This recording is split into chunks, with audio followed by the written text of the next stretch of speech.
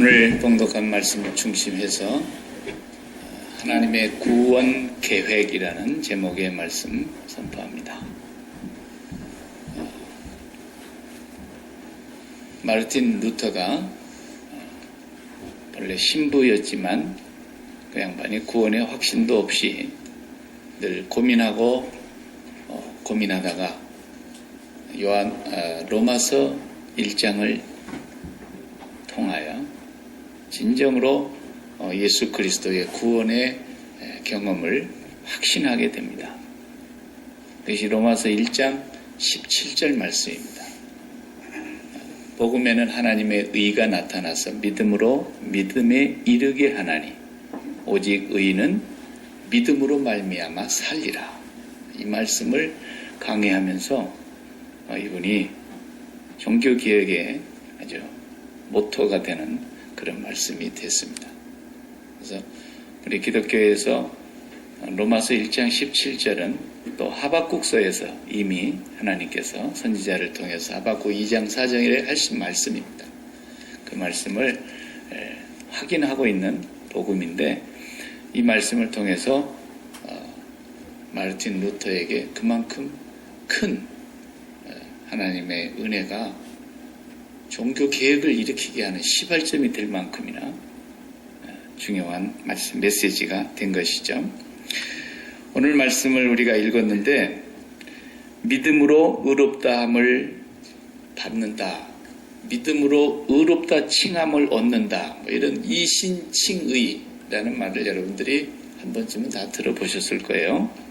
이 이신칭의, 오직 의인은 믿음으로 의롭다함을 칭한다, 의롭다 칭함을 받는다, 이런 말씀이죠. 이것이 최초로 성경에 기록된 말씀입니다. 최초로 기록된 아브라함에게서 처음 나타난 이 복음의 메시지가 오늘 우리가 읽은 창세기 15장의 메시지입니다. 믿음의 조상 아브라함이 왜 믿음으로 구원을 받았느냐, 그걸 증거로 실물로 보여주고 있는 본문이라 말이에요. 얼마나 중요한 본문입니까? 여러분이 믿음으로 구원을 받았는지, 아니면 우리가 좀 하나님께 섭섭지 않게 해드려가지고 제가 하나님 정말 제 사는 동안에 정성을 모아서 하나님 섭섭지 않게 해드릴 테니까 저를 좀 불쌍히 봐주시기 바랍니다, 이래가지고 우리가 구원을 얻었는가, 이것에 대해서 분명히 말씀을 하고 있는 것입니다. 여러분들 하나님을 섭섭지 않게 해드리려고 요즘도 노력하고 계신다면 애저녁에 그만두시기 바랍니다. 아직도 내 마음속에 뭔가 하나님 앞에 내가 뭔가를 해야만 마음에 기쁨이 있는 것 같고 안심이 좀 되는 것 같고 그렇게 해야만 내가 하나님 섬기는 것 같은 생각이 드는 사람은 아직도 기독교가 뭔지를 모르고 있는 사람일 가능성이 많습니다. 하나님은 절대로 그런 것을 우리에게서 요구하신 적도 없고 하나님 그런 것을 받으시는 분이 아닙니다. 그런 분이 정말 있다면 저를 만나셔야 됩니다. 왜냐하면 내가 그래도 집 사고 예수 믿은 지가 몇 년인데 내가 이제까지 와서 그것도 확신을 갖지 못하고 예수를 믿었단 말인가 창피할 것 같아가지고 그냥 집사라는 직분, 어떤 권사라는 직분, 막 이런 직분이 자기를 덮어가지고 얘기를 못하는 사람들도 덜어 있더라고요. 근데 그게 부끄러운 일이 아닙니다. 영원한 생사의 갈림길이 갈라지는 너무나 중요한 얘기이기 때문에 기독교는 뭔가 하나님 앞에 내가 하나님을 섭섭지 않게 해드리려고 애쓰는 것이 아니에요. 그런 마음이 있어서 교회 와서 봉사하는 마음이 생기면 이건 정말 곤란한 얘기예요. 그것은 종교예요, 종교. 그래서 종교는 뭔가 신을 달래고 신에게 섭섭지 않게 해드리려고 시주도 많이 하고 정성을 많이 쏟아야 된다 그러니까 1000배도 하는 거예요. 1000배. 100일 기도도 모자란다 생각해가지고요. 그렇게 애를 쓰는 거예요. 기독교는 그런 게 아닙니다. 오늘 본문의 15장 6절에 그랬습니다. 다 같이 읽어보십시오. 아브라함이 여호와를 믿으니 여호와께서 이를 그의 의로 여기시고 그랬어요. 아브라함이 여호와를 믿으니 그 믿는 것을 의롭다 하셨다는 거예요. 믿는 것을. 그래서 예수님께서 그냥 한마디로 설명을 해주셨어요. 이 땅에 하나님이 오셔서 말씀하시기를 우리가 어떻게 해야 하나님의 일을 하는 겁니까? 그랬을 때 뭐라 그러셨어요? 교회 열심히 쓸고 닦아라. 교회 청소도 많이 하고 교회 봉사도 많이 하고 이런 얘기 예수님이 하신 적이 없잖아요. 한 번도. 요한복음을 읽어보면 우리가 어떻게 해야 하나님 일을 하는 겁니까? 그러니까 뭐 거창한 말씀하실 줄 알았는데 하나님이 보내신 자 예수 그리스도를 믿는 것이 하나님의 일이니라 그랬어요. 이거 하나밖에는 하나님이 요구하신 게 없어요. 믿는 것이 하나님의 일이에요. 믿는 것이 의롭다함을 얻는 유일한 길이에요. 이 믿는 것만 잘하면 하나님이 끝까지 인도해 가시는 거예요. 승리를 보장해 놓고 있는 거예요. 예수 믿는 것이 틀려버리면 천만인을 우리가 섬기고 봉사하고 애쓰고 구제하고 착한 마음씩 갖고 하나님 섭섭지 않게 해드리는 어떤 헌금을 갖다 바쳐도 그 사람 구원하고는 아무 상관이 없어요. 기독교는 그런 거예요.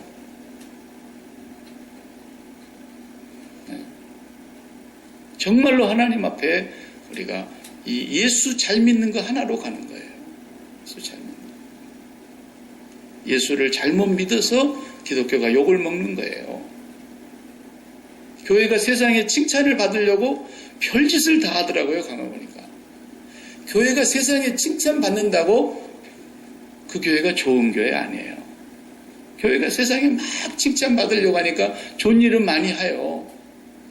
그런데 교회가 진짜 예수를 바로 믿고 칭찬을 받아야 돼요. 교회가 예수를 바르게 믿으면 칭찬을 못 받는 일도 또 허다해요. 왜냐하면 세상하고 우리하고는 너무 다르기 때문에. 그러니까 그런 데 관심 가질 필요가 없어요. 예수님이 뭐라 그러셨어요?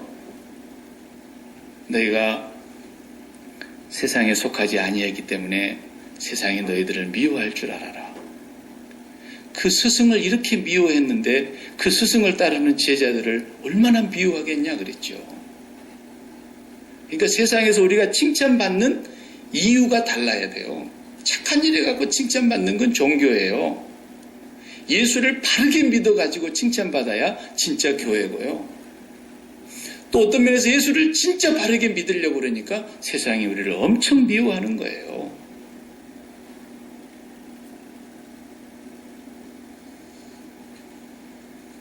아브라함이 여호와를 믿으니 여호와께서 그를 믿음의 조상으로 그를 의로 여기셨다는 거예요.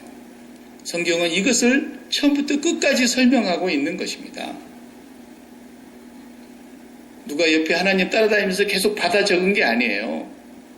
하나님은 이 일을 이루시려고 다 계획을 세워놓고 그 일을 이루어 가시는 과정에서 사람들이 그것을 기록해 놓은 거예요. 하나님은 이미 다 끝내 놓으셨고 천지창조도 끝내셨지만 영원한 세계까지 다 하나님은 계획해 놓으시고 성경을 주신 거예요. 그래서 성경을 보면서 그걸 알아라는 거예요. 하나님의 계획이 가면서 바뀌지를 않습니다. 그래서 로마서 4장 2절에서 5절에 보면은 만일 아브라함이 행위로서 하나님을 섭섭지 않게 해드리는 행위로서 의롭다 하심을 얻었으면 자랑할 것이 있으려니와 하나님 앞에서는 없느니라. 4장 3절 성경이 무엇을 말하느뇨? 아브라함이 하나님을 믿음에 이것이 저에게 의로 여기신 바 되었느니라. 로마서 4장 4절 일하는 자에게는 그 싹을 은혜로 여기지 아니하고 빚으로 여기거니와 이 일을 아니할지라도 경건치 아니한 자를 의롭다 하시는 일을 믿는 자에게는 그의 믿음을 의로 여기시나니 그랬어요. 로마서 4장 2절에서 5절까지 이 창세기를 지금 설명하고 있는 거예요. 이를 아니할지라도 경건치 아니한 자를 의롭다 하시는 이를 믿는 자는 그 믿음을 의로 여겨주신다는 거예요. 그러니까 하나님을 섭섭지 않게 하려고 우리가 애를 쓰는 것은 이미 믿음에서 벗어난 거예요.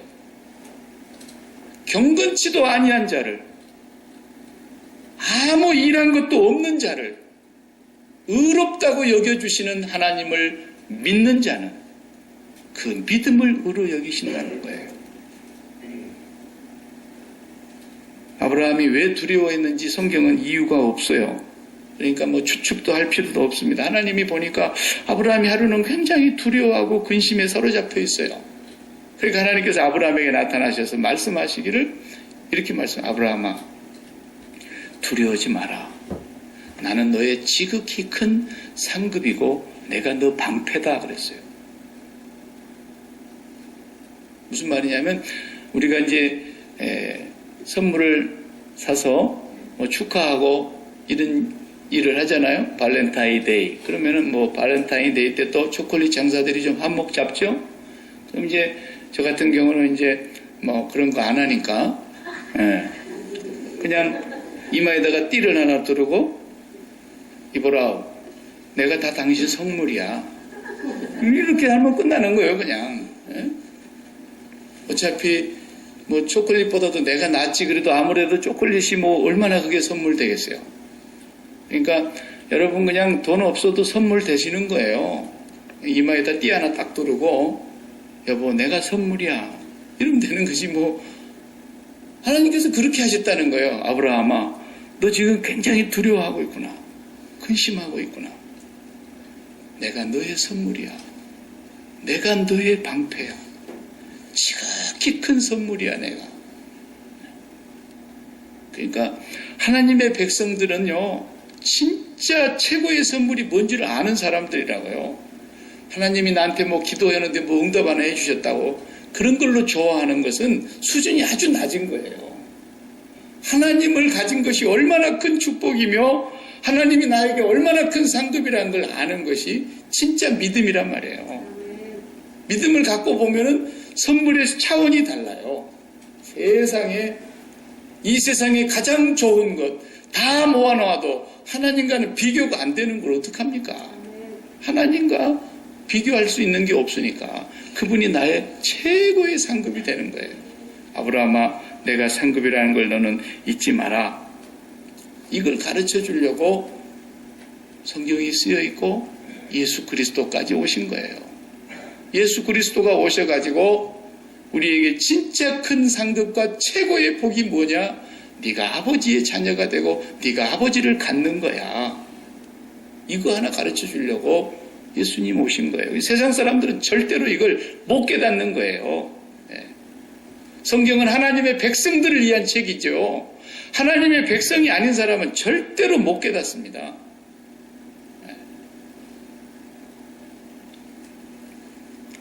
아브라함은 아직도 그 말을 잘 못 알아듣으니까 그럼 저한테 뭘 주실랍니까? 또 엉뚱한 얘기를 하잖아요. 내가 너한테 선물이라니까. 그러니까 뭘 주실랍니까? 이러잖아요. 아브라함은 지금 자식이 없는 것 때문에 두려워했을 가능성이 많아요. 근심하고 있는. 저는 무자합니다. 아버지가 씨를 주시지 않으니까 저는 우리 집에 종놈으로 저와 여태까지 함께하고 있는 엘리에셀을 제 상속자로 삼겠습니다. 이러고 있는 거예요. 그러니까 그건 상속자가 아니다. 네 몸에서 난 씨가 있어. 내가 네 몸에서 날 자를 상속자로 줄 거야. 그러면서 데리고 나가서 저 밤하늘의 별을 한번 봐봐. 저게 얼마나 많은지. 저걸 셀 수 있나? 셀 수 없지.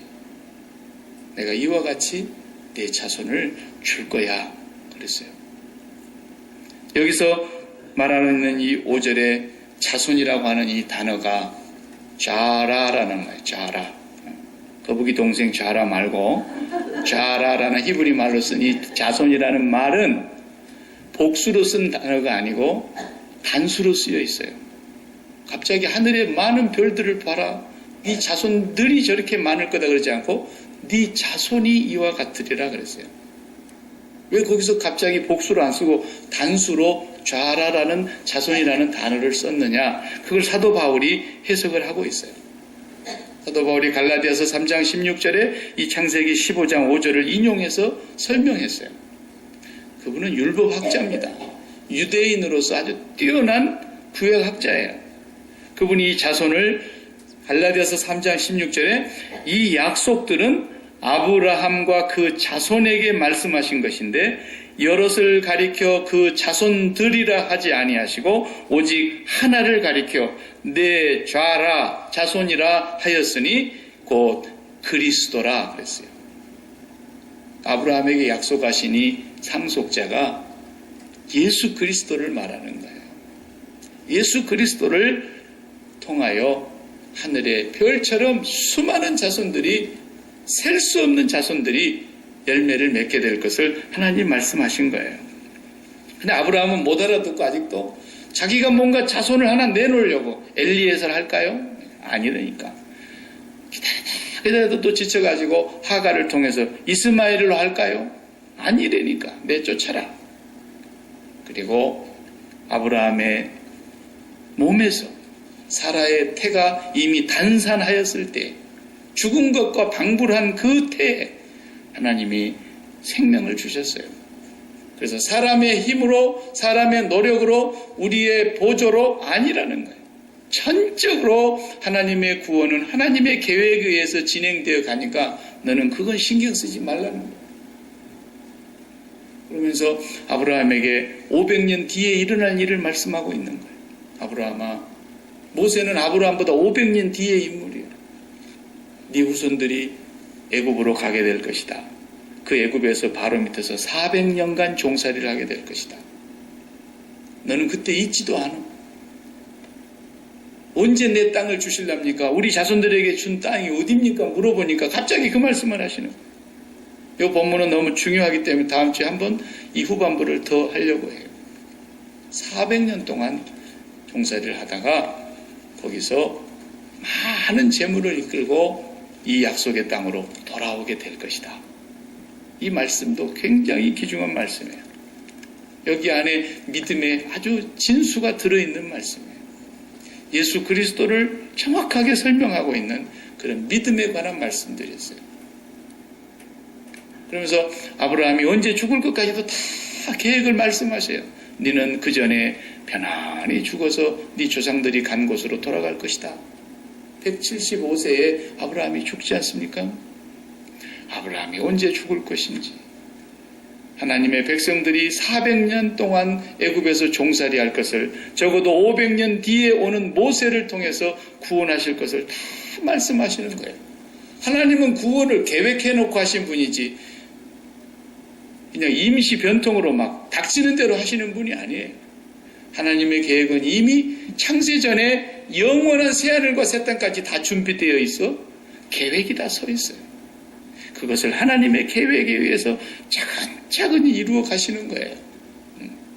우리는 그 계획 속에서 하나님의 부름을 받은 백성들이에요. 우리의 힘과 우리의 노력과 우리의 의지와 상관이 없어요. 나중에는 제가 그러면 우리가 믿는다는 말은 무슨 말인가 자세히 설명해 드릴 거예요. 성경이 그걸 다 말해주고 있어요. 여러분이 한 가지 기억하셔야 될 것은 믿는다는 것이 뭐라는 말을 항상 잊지 말아야 돼요. 제가 수차례 설명했습니다.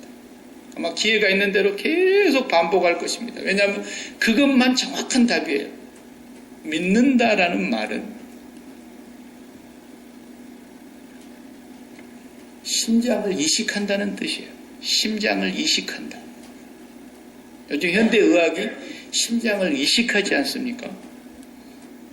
뭐 콩팥이 여 밑에 있는 신장이 모자란다, 뭐 병들었다 그러면 신장 2개니까 하나 정도 이렇게 누구한테서 받아가지고 신장 이식 수술도 하고, 뭐 요즘 간 이식 수술도 하고, 폐도 어떻게 뭐 하나 떼내도 괜찮고 이렇게 사는 것 같은데 심장, 하트를 이식한단 말이에요. 의학이.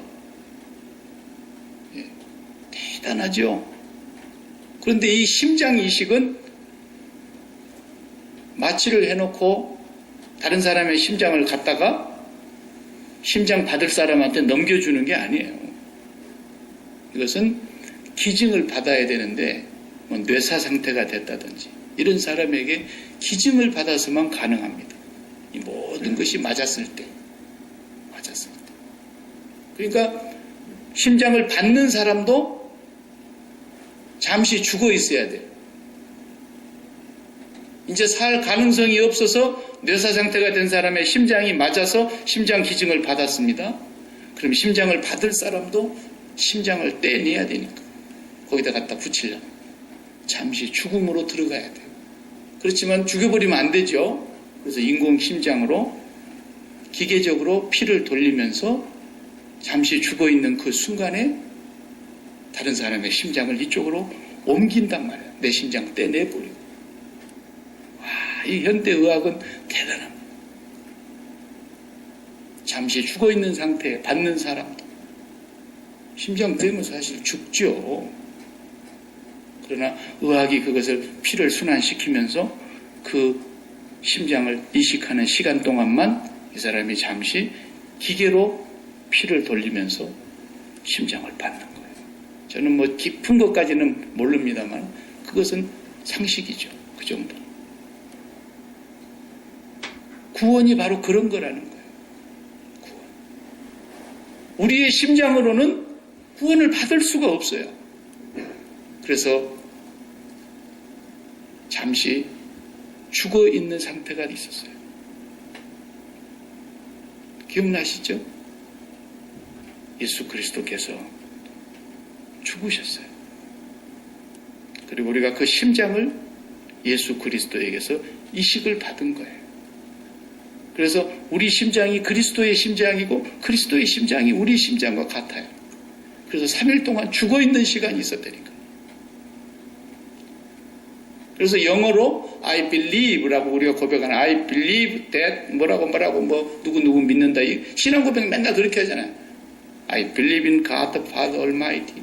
하나님을 믿습니다. 그 말은 뭔 말이면 내가 심장을 하나님께로 이식했습니다. 그런 뜻이에요. 그게. 그래서 그 신앙 고백을 Apostles' Creed라고 그랬어요. Creed. C-R-E-E-D. 그 creed라는 그 믿는다는 말이, 신조라는 그 말이 어디서 왔냐? 심장을 이식한다. 그런 말에서 왔다니까. 라틴어의 코, 다레. 코는 심장이고 다레는 give 동사랍니다. 그 두 개가 붙어서 심장을 이식한다. 심장을 준다. 이 말이라니까. 이게 믿는 거예요. 이게 믿는 거예요. 그러니까 모든 인간은 아담 이후에 모든 인류는 행위가 먼저 있는 게 아니고 믿음이 먼저 있는 거예요. 안 믿는 사람도 믿음이 먼저예요. 믿음 다음에 행위가 따라오는 거지. 행위가 먼저 있고 믿음이 온 게 아니에요. 절대로. 믿음이 먼저 있고 행위가 온 거예요. 그런데 다만 심장 이식이 누구한테 했느냐만 다른 거예요. 예수를 안 믿는 사람은 심장 이식을 어디다 했느냐? 모든 사람은 심장 이식을 해야만 살게 되어 있어요. 행동할 수 있게 되어 있어요. 심장 이식하지 않고는 아무도 살 수가 없어요. 이게 성경에서 말하고자 하는 믿음이에요. 그 심장을 이식한 이유가 뭐예요? 살아야 되니까. 살아야 되니까. 근데 사람들이 심장을 어디다가 이식해 놓느냐? 돈에다가 이식을 해 놓는 거예요. 돈에다가. 심장을 돈에다가 갖다가 이식을 했단 말이에요. 왜? 심장 하는 이식한 이유는 그거로부터서 내게서 피를 받아서 구원을 받고 안심을 하고 평강을 찾고 삶의 만족을 찾고 행복을 찾고 기쁨이 있을 거라고 생각하기 때문에 심장을 거기 갖다 붙이는 거 아닙니까? 그래서 이것은 연령대별로 심장 이식하는 장소가 다 다릅니다. 연령대별로 한번 조사해 볼까요? 10대나 20대는 어디에다가 심장을 이식합니까? 그럼 물어볼 것도 없이 연인에게 갖다 하는 거예요. 첫사랑의 연인. 남자는 여자, 여자는 남자. 그래서 심장을 거기 갖다 붙이는 거예요. 왜? 그 심장으로부터서 나에게 피가 흘러 들어오게 되면 내가 기쁨이 있고 만족이 있으니까, 행복하니까. 거기 갖다 심장을 붙여놨지만 그때 팔딱팔딱 가슴 툭툭툭툭 하는 그 심장이 다 없어졌잖아요, 지금. 어떤 사람은 붙였다가 왼수가 되는 사람도 있어요. 그 30대 때는 이제 어디에 갖다 심장을 붙입니까? 한 사람을 찾아가지고 내 심장을 이식할 자는 이 세상에 그대뿐. 그래가지고 그 한 사람한테 갖다 딱 붙여놓는 거예요.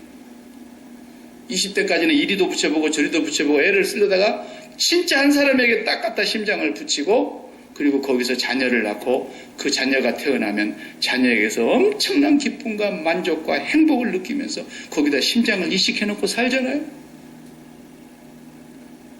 그러다 40대가 되면은 이제 처자식 먹여 살려야 되니까 직장이 반듯해야 되고 돈도 좀 벌어서 모아야 되고 안정된 삶을 찾아야 되고 그러다 보니까 정말 좋은 일, 좋은 직장에다가 우리 심장을 다 붙이고 살지 않습니까? 그래서 돈 좀 모았으면 또 한 50대쯤 되면 어떻게 되는지 아세요? 사람은 자기 실현하는 욕구가 있기 때문에 그 욕망을 채워보기 위해서 돈을 그렇게 열심히 모아가지고 누가 이제 한 자리 준다 그러면 명예를 찾아가잖아요. 신이 의원 나온대. 그래가지고 아무것도 아닌데 사실은 국회의원 나온다 그러고 막 난리를 치는 거예요. 명예에다가 심장을 주고 사는 거예요. 그거 떨어지면 죽는 줄 알고 그렇게 난리를 치는 거 보세요. 이쪽에는 좀 덜 합디다만 우리 동네는 얼마나 그런지 몰라요. 태평양 너머에 동네. 그러다가 이제 명예도 다 가져보고 돈도 가져보고 명예가 있으니까 권세도 누려보고 막 그러던 사람들이 나중에는 뭐가 이제 심장이 딸려 옮겨가잖아요. 건강으로 옮겨갑니다. 건강 잃어버리면 다 잃어버린다. 건강에다가 막 심장 붙이고 난리를 치는 거예요. 근데 건강이 영원히 있습니까? 거기도 심장이 고장이 납니다. 그래서 심장 이식 수술에 제일 무서운 거 이 장기 이식 수술에서 제일 무서운 것은 거부 반응 아닙니까? 거부 반응. 그것이 남의 것을 갖다 붙여놨으니까 거부 반응 없이 잘 되게 하기 위해서 웬만한 학력은 다 없애잖아요. 막아내는 힘을 없애갖고 웬만하면 다 받아들여서 이렇게 수용이 잘 되게 하려니까 약을 넣었는데 또 한쪽에서는 다른 병균이 들어오면 죽어버리잖아요. 학력이 약하니까. 그래서 그 약을 개발하기 위해서 얼마나 의학이 애를 씁니까? 거부 반응이 일어나지 않게 하려고. 잘 이식해 놓으면 거부 반응만 안 일어나면 그래도 몇 년은 산다는 거죠. 근데 우리가 심장을 갖다 붙여놓는 돈에서 사고가 나니까 돈이 잘 벌릴 때는 굉장히 기쁜 것 같은데 돈 문제가 터지면은 그냥 거기서 심장이 애간장이 녹아버리는 거예요. 심장이 새카맣게 타버리는 거예요. 숨통이 막힌다 그러잖아요. 다 심장이 돈에 붙어있기 때문에 그러는 거예요. 믿음이 아니라고요. 절대로. 속지 말라고요. 자식한테 심장을 붙여놓고 살아봐요. 자식이 잘 되면 얼마나 좋은지 몰라요. 그러다 자식이 잘못되면 손통이 콱 막혀버린다고요. 심장 이식했는데 거부 반응이 와버리는 거예요. 그냥 거기서. 어떤 사람은 인기, 어떤 사람은 명예, 어떤 사람은 성공. 우리 한국인들 같으면은 성형수술, 전 세계의 매상률의 4분의 1이 한국에서 벌린다잖아요, 지금.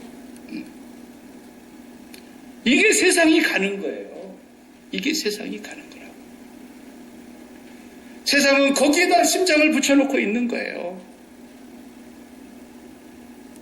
예수를 믿는다는 건 뭐냐? 바로 이 세상에 심장 붙이는 것을 십자가에서 3일 동안 죽어 계신 예수 그리스도와 함께 죽는 거예요. 죽는 사람만 예수 그리스도를 통해서 심장을 예수께 붙이고 하나님께로 가는 거예요. 그거 외에는 전부 가짜예요. 속지 말아요. 믿음이 아닌 거예요. 예수 그리스도를 통해서 하나님께 심장을 붙이면 아브라함아, 내가 너의 방패야. 내 가장 큰 상급이 뭔지 아냐? 나야, 나. 두려워하지 마라. 그랬어요. 그래서 이 심장을 하나님께만 붙여야 우리가 진정한 평강과 안식을 얻고, 예수를 믿어도 슬픈 일이 생겨요. 예수를 믿어도 병이 걸릴 수 있고요. 예수를 믿어도 실패할 수 있고요. 예수를 믿어도 자녀에게 탈이 생길 수 있고요. 예수를 믿어도 사업이 안 될 수가 있어요. 그러나 내 심장이 거기에 붙어있지 않기 때문에 사도 바울이 날마다 죽노라고 확인했던 것이 그거예요. 나는 날마다 죽습니다. 나는 이 세상에 대해서 날마다 죽습니다. 그러면서 예수 그리스도에게 심장을 이식하고 하나님을 나의 상급으로 하나님 아버지를 나의 최고의 방패로 살아가기 때문에 그렇게 슬픈 일이 있고 어려운 일이 있어도 내게 하나님께로부터 오는 평강을 빼앗을 자가 없는 거예요. 진정한 평강이 있는 거예요. 진정한 만족과 행복이 있는 거예요.